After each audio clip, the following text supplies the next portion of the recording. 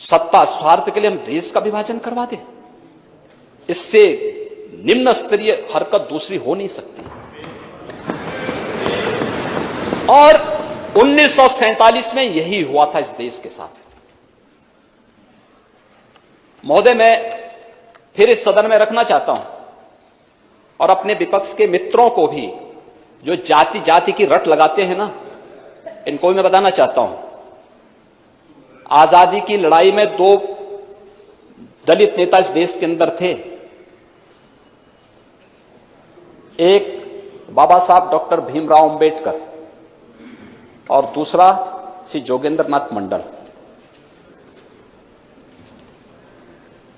ये 2 नेता थे, नेता प्रतिपक्ष में। आप चाहूंगा नोट करें और इसको, इन दोनों की कथा को सुने, क्योंकि उम्र के साथ आपको प्रवचन सुनने का अभ्यास हो रहा है। मुझे बहुत अच्छा लगा है और एक अच्छी शुरुआत है। प्रवचन सुनता भी ठीक से हूं। नहीं, मैं आपके पूरे भाषण के दौरान बैठा रहा, और मैं इसलिए बैठा रहा कि भाई एक तो आप बलिया के हैं और बीच में कहीं ऐसा ना हो कि हमारे यहां से सुरेंद्र सिंह उठ खड़े हो जाएं, तो इसलिए मैंने कहा मैं स्वयं ही यहां बैठे रहता हूं। तो मैं इसलिए बैठा रहा कि नहीं, मैं पिछली बार नहीं बैठ पाया था, इसलिए इस बार मैं स्वयं ही आपके लिए बैठूंगा। लेकिन हमें इन चीजों को जानना पड़ेगा। देखिए, सत्ताएं आएंगी जाएंगी, महत्वपूर्ण ये नहीं है। महत्वपूर्ण देश है।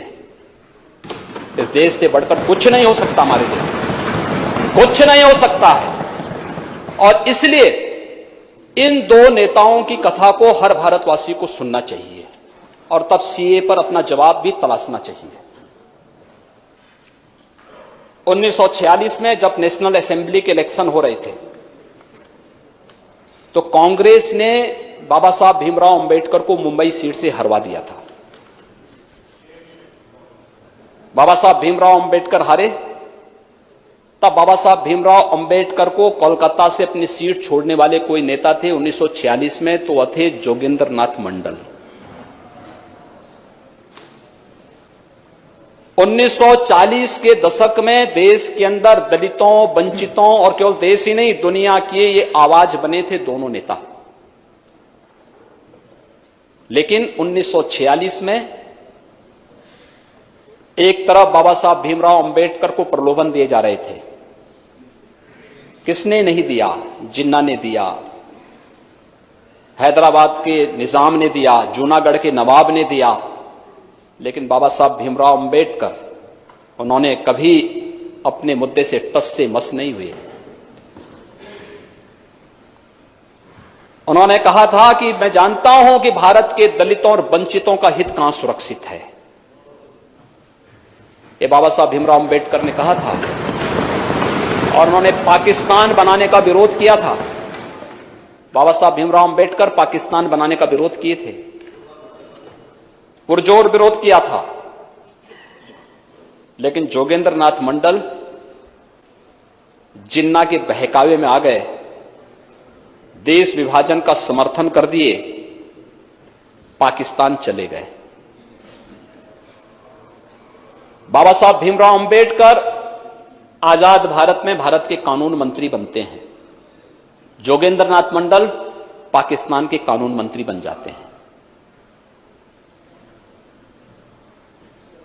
बाबा साहब भीमराव अंबेडकर भारत के संविधान के शिल्पी बने, और 1950 आते आते श्री जोगेंद्र नाथ मंडल पाकिस्तान में दलितों पर, हिंदुओं पर, सिखों पर होने वाले अत्याचार से इतने व्यथित हो गए कि महोदय, अक्टूबर 1950 को वे वापस भारत भाग के आ गए और कोलकाता में आकर के एक शरणार्थी का जीवन यापन करने लग गए। 1950 से लेकर के 1966 तक जोगेंद्र नाथ मंडल गुमनाम जीवन जिए भारत के अंदर, और अंत में उनकी गुमनाम मौत हो गई। कोई जोगेंद्र नाथ मंडल के बारे में वर्तमान की कोई पीढ़ी नहीं जानती होगी, कोई नहीं जानती। देश के साथ गद्दारी करने वालों को इसी प्रकार की गुमनाम मौत मरनी पड़ती है। और दूसरी तरफ बाबा साहब डॉक्टर भीमराव अंबेडकर है, भारत के संविधान के शिल्पी बने।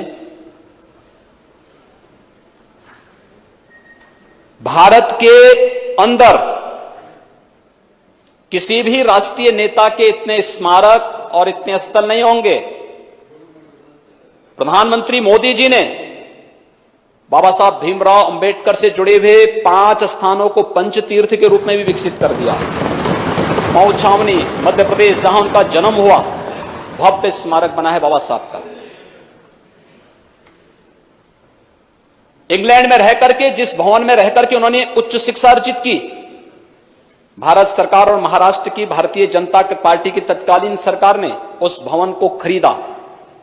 अनुसूचित जाति जनजाति के बच्चों को वहां जाने की व्यवस्था, स्कॉलरशिप की व्यवस्था, कॉर्पस फंड बनाकर के उनके लिए वहां पर व्यवस्था की और वहां पर बाबा साहब भीमराव अंबेडकर का स्मारक इंग्लैंड में बनवाया। दिल्ली में जिस भवन में रहकर के उन्होंने सार्वजनिक जीवन अपना जिया, वहां पर एक इंटरनेशनल अंबेडकर स्मारक, वहां पर भी भव्य स्मारक बना है। कभी जाकर के देखें लोग, इनकी आंखें चौधिया जाएंगी। नागपुर में उनकी दीक्षा भूमि, भव्य स्मारक, और उनका चैत्य भूमि मुंबई में भव्य स्मारक विकसित हो रहा है। यह है सम्मान। और यही नहीं, स्वतंत्र भारत ने उन्हें भारत रत्न की उपाधि से सम्मानित करके भारत रत्न दिया। यह है दो लोगों की कथा। एक राष्ट्रपुत्र बनकर के भारत रत्न बना और एक ने देश के साथ गद्दारी की, गुमनाम मौत मरा। अब तय कर लें कौन क्या करना चाहता है।